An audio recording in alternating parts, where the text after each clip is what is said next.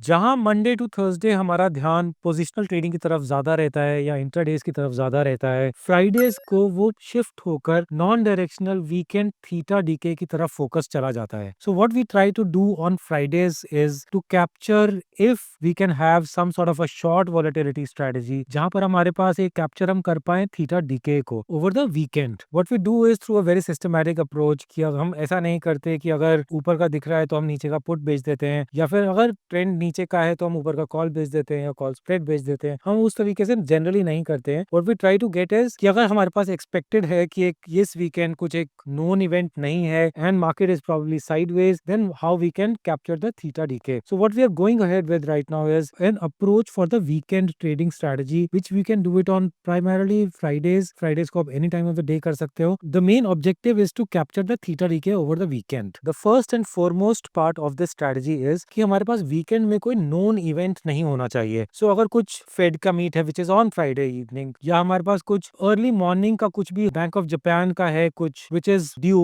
In those cases we should largely avoid. या अगर कुछ जियो पॉलिटिकल इवेंट चल रहा है मार्केट में, then also we should totally avoid. Other than that, अगर कोई भी कमोडिटी एक बहुत स्ट्रॉन्ग ट्रेंड में है, that also becomes a total red flag, that is an avoid. So these are the some of the things that we can do to avoid कि हमें उस टाइम पर उस वीकेंड पर ये इन कमोडिटीज में ट्रेड नहीं करना है. Now presuming that there is a no known event, obviously unknown event तो आ ही सकता है जिसके लिए हम हेज करके चलते हैं, लेकिन कोई नोन इवेंट नहीं है. Presuming that is the case, we come to the charts first. So charts में हम सबसे पहले क्या चीज स्टडी करते हैं कि सबसे पहली चीज जो ये है कि हमारे जो उस कमोडिटी का realised volatility is less than the implied volatility. What it means here is कि जैसे हम क्रूड ऑयल का हमने यहाँ पर ऑप्शन चेन ओपन किया है and we can see an ATM implied volatility of say 56 57. So in that case, that is the risk perception of the market, that is the implied by the option prices. लेकिन क्या actual volatility हो रही है crude oil उतनी? So for that we come to our charts to understand the realized volatility. यहाँ पर हम देख रहे हैं there's an indicator on Dhan charts called volatility OHLC. What it means is कि actual volatility हो कितनी रही है. So if the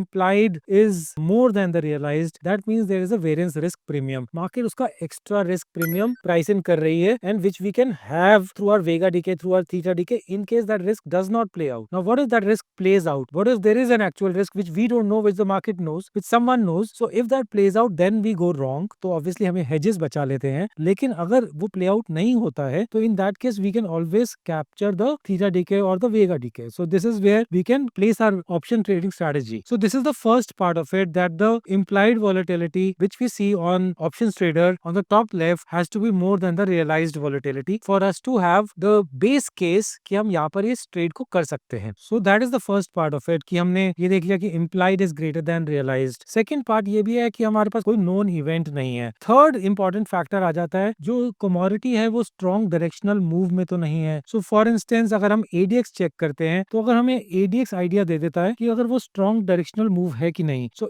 if ADX is between say 20 to 40 and rising, so ये 20 to 40 के बीच में है और राइज कर रहा है, तो in that case it clearly implies कि it's a no go area. हमें ट्रेड नहीं करना चाहिए, चाहे वो ट्रेंड कहीं का भी है. हमें ट्रेंड में नहीं पार्टिसिपेट करना है. We are not going to get theta decay. अगर वो मूव ही उसके बाहर चला जाता है, हमारी शॉर्ट लेग्स के बाहर चला जाता है, तो वो हमें लॉस जनरेट कर सकता है. So we avoid when ADX is rising and between 20 and 40 और 40 एंड 50 वहां तक भी चला जाता है ADX. So whereby we have to avoid such instances. If ADX is declining or ADX is below 20, that is our preferred zone. तो अगर ADX 20 के नीचे है या ADX decline कर रहा है, that means the trend is tapering off or the trend is not there. So trend का जो strength है वो धीरे धीरे खत्म होता जा रहा है. So in those cases we can always enter the trade. Till now we have covered only 3 parts कि known event नहीं होना चाहिए. Secondly हमारे पास implied is greater than realized. Third is कि हमारे पास कोई trend नहीं होना चाहिए. ADX should be either below 20 or should be declining from maybe 35 or maybe 40. It should be actually declining कि trend decline कर रहा है. So in those cases we can take our chances. अब हमने ये decide कर लिया है कि हमें trade करना है, लेकिन हमें trade करना कैसे है, कौन सी strikes बेचनी है, उसको hedge कैसे करना है. Let's start with that. What we are going to do is place an iron condor strategy, जहाँ पर हम एक ऊपर का call बेचते हैं, एक नीचे का put बेचते हैं, और फिर उसके बाद वाले strikes का एक call और एक put buy कर लेते हैं